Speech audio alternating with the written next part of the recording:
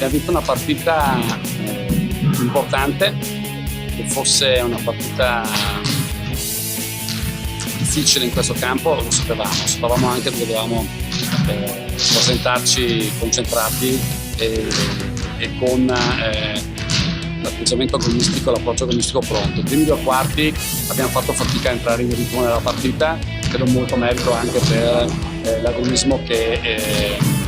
Iese ha messo nel campo. Infatti sottolineo che la partita di Iese non scopriamo niente, c'è una squadra che agonisticamente mette sempre il cuore oltre l'ostacolo, giocano bene, hanno delle buone individualità e quindi non mi ha sorpreso. Dovevamo noi essere più capaci di essere nel ritmo partita giusto, abbiamo fatto fatica nei primi 2 quarti sicuramente. Nei secondi 2 abbiamo registrato un po' l'atteggiamento e l'approccio in campo, forse anche la selezione di giocatori da mettere in campo, i primi 2 quarti mi hanno dato delle indicazioni, li abbiamo risistemato un po', è stata una partita combattuta fino alla fine, loro anche quando sembrava che potessimo noi magari andare via sono rientrati perché oggi era la loro partita, quindi hanno giocato veramente con grande concentrazione. E che dire, credo che è stata una bella partita da vedere, Riese gioca una bella pallacanestro, sono intensi, noi siamo riusciti a vincere una partita importante e adesso cercheremo di fare bene il recupero di giovedì a Verona e poi un po' 2 o 3 giorni di riposo e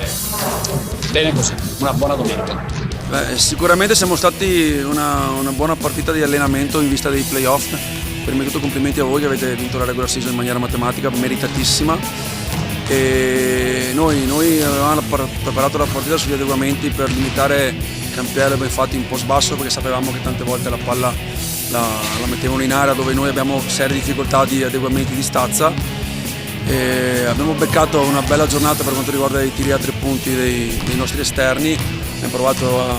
limitarli, poi Andreani si è ricordato di essere il playmaker più forte del campionato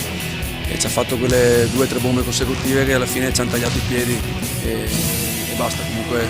una gran bella squadra.